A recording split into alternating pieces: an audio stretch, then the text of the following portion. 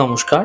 আপনারা দেখছেন channel ABC. আমি বিজয় আর প্রত্যেক দিনকার মতো আপনাদের সামনে উপস্থিত হয়ে গেছি। দেখুন, আজ আমি আপনাদের সঙ্গে এখন আলোচনা করব নিজের সন্তানের জন্মদিন আপনারা কেমন করে পালন করবেন সেই সম্পর্কে। দেখুন, আজকাল আমরা সন্তানের যখন জন্মদিন পালন করি তখন কেক তো কাটি এবং মোমবাতিও জ্বালাই। কিছু শিশুকে তারপর নিমন্ত্রণ দেওয়া হয় এবং গান বাজনা, তারপর খাওয়া দাওয়া এই হয়ে থাকে। কিন্তু আমরা নিজেরাই জানি না জন্মদিন পালন করা হয় কেন। দেখুন, জন্মদিন পালন করা হয় সন্তানের দীর্ঘায়ু এবং জীবনে যাতে তার উন্নতি হয় সেই জন্য। তাই সন্তানের জন্মদিনে অবশ্যই যজ্ঞ করুন। খুব সাধারণ যজ্ঞ, পুরোহিতের প্রয়োজন পড়বে না, নিজেরাই পারবেন। এর জন্য কোনো রকম পণ্ডিতের, কোনো পুরোহিতের দরকার নেই। আপনি যদি পিতা আছেন আপনি নিজেই করতে পারেন। ছেলেকে সেদিনকে বা সন্তানকে আপনারা সেদিনকে অবশ্যই চেষ্টা করবেন যেন সে স্বাধীনভাবে থাকতে পারে এবং তাকে কোনো প্রেশারাইজ করবেন না। এবং সময় যদি সেদিনকে কোনো রকম খুব প্রেশার রয়েছে, স্কুল যেতে হবে, পরীক্ষা রয়েছে, সে বিষয় আলাদা। আপনারা করবেন কি, ওর নাম করে হোমে প্রথমে কাঠ কিছুটা প্রজ্বলিত করে নেবেন। তার মধ্যে সামান্য কিছু চামচ ঘি দিয়ে দিন। 108 বার গায়ত্রী মন্ত্র বলুন এবং 1 চামচ করে ঘি দিতে থাকুন অল্প অল্প করে। এবং 100 বার এটা মানে 108 বার ঘিটা দেবেন। আর একটা করে পাত্রে আপনারা কিন্তু হালুয়া এবং সবজি বানিয়ে নেবেন। একটা পাত্রের মধ্যে হালুয়া এবং সবজি বানিয়ে পাশে রাখবেন। বাকি 8 বার যখন গায়ত্রী মন্ত্র বলবেন 100 বারের পর থেকে, সেই সময় অল্প করে হালুয়া কিন্তু এই হবন কুণ্ডের মধ্যে দিয়ে দেবেন। এটা সম্পূর্ণ আপনাদের হোম হয়ে গেল। সেরকম কিছু বিষয় নয়, সামান্য কাঠ, হোমের কাঠ আপনারা জ্বালাবেন, প্রজ্বলিত করবেন, বেল কাঠ জ্বালাবেন। তার মধ্যে কি দেবেন? হবনের সামগ্রী, হোমের সামগ্রী দোকানে কিনতে পাওয়া যায়, বললেই দিয়ে দেবে আপনাদের দশকর্মা ভান্ডার থেকে।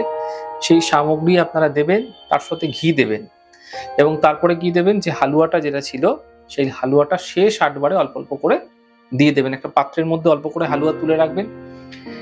এটা সম্পূর্ণ হয়ে গেলে হবন কুণ্ডের যে ধোঁয়া রয়েছে সেটা প্রত্যেক ঘরে প্রথমে একটুখানি ঘুরিয়ে দিন। এতে সন্তানের মঙ্গল হবে এবং ঘরেরও কিন্তু মঙ্গল হবে। তারপর রলির যে টিপ রয়েছে, রলি কিনতে পাওয়া যায় দোকানে, দশকর্মার দোকানে, সেই টিপ সন্তানের মাথায় অল্প দিন এবং অল্প চাল ছিটিয়ে দিন। এটা সন্তানের জন্য ভগবানের কাছে আশীর্বাদ প্রার্থনা করা হলো। এরপর একটা বাটিতে 7টা রসগোল্লা দিন। তারপর একটা করে রসগোল্লার উপরে হাত রাখুন। দেখুন, রসগোল্লার উপরে প্রথমে ডান হাত রাখবেন, ঠিক এইভাবে হাতটা রাখবেন। তারপরে বাম হাত রাখবেন। তারপর নাম বলবেন। কি নাম বলবেন? শ্রী বিষ্ণু ভগবান, বলি রাজা, বিভীষণ, হনুমান, পরশুরাম, অশ্বত্থামা, মার্কণ্ডে।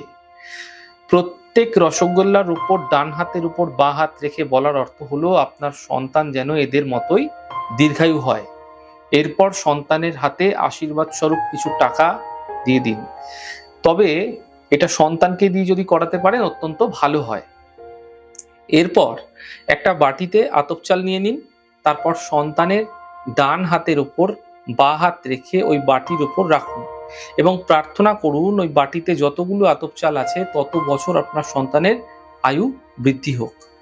এরপর ছায়াকুণ্ড বানান, অর্থাৎ সন্তানকে মুখ দেখতে বলুন। ছায়াকুণ্ড কেমন ভাবে বানাবেন তা এখানে বলে দেওয়া হচ্ছে, আমি বলে দিচ্ছি আপনাকে। দেখুন, একটি পাত্রের মধ্যে প্লেন একটা কাঁসার পাত্র নিয়ে নিন। তার মধ্যে অল্প ঘি দিয়ে দিন, গরম করে নিন ঘিটাকে। ঘিটা ঠান্ডা হয়ে গেলে তাতে 11 টাকা ফেলে দিন, কয়েন ফেলে দিবেন 11 টাকা। তারপর সেই ঘিয়ের মধ্যে ছেলেকে আপনার মুখ দেখতে বলুন। যদি কাঁসার থালাটা নতুন হয় অত্যন্ত ভালো। শেষে ঘি, মিষ্টি, আতপ চাল ব্রাহ্মণকে বা কোনো দরিদ্র মানুষকে দিয়ে দিন। এই প্রক্রিয়া অবশ্যই আপনাদের করা উচিত। এর সাথে সাথে ধান দ্রব্য তো আপনারা দেবেন। এই প্রক্রিয়ার পরে আপনারা যে কোনো অনুষ্ঠান আপনার গৃহে করতে চাইছেন, কেক কাটুন, আপনারা এনজয় করুন, আনন্দ করুন, সন্তানকে সেদিনকে স্বাধীনভাবে রাখুন। এই প্রক্রিয়ার মাধ্যমে সঠিকভাবে কিন্তু জন্মদিনের পালন করা হবে। এই প্রক্রিয়াগুলি করলে আপনার সন্তানের আয়ু বৃদ্ধি হবে এবং সে জীবনে অনেক বেশি সফলতা পাবে। তাই জীবনের সাফল্য লাভের জন্য জন্মদিনের ভূমিকাও বিশেষ রয়েছে এবং জীবনে আমাদের আয়ু বৃদ্ধির জন্য কিন্তু, বা আয়ু যেন ঠিক থাকে এবং কোন রকম অকাল মৃত্যু বা কোন রকম সমস্যা যেন না আসে, সেই কারণে কিন্তু এই প্রক্রিয়া আপনাদের প্রত্যেকের সন্তানের জন্মদিনের দিন অবশ্যই করণীয়, এতে ফায়দা অবশ্যই মিলবে। আমাদের ছোট ছোট আলোচনাগুলো আপনাদের কিরকম লাগছে সেগুলো অবশ্যই লিখে জানাবেন। যদি ভালো লেগে থাকে সেক্ষেত্রে লাইক করতে, কমেন্ট করতে, সাবস্ক্রাইব এবং শেয়ার করতে বন্ধুদের সঙ্গে ভুলবেন না। অনেক ভালো থাকুন, সুন্দর থাকুন, সুস্থ থাকুন। আগামী পর্বে দেখা হবে। নমস্কার।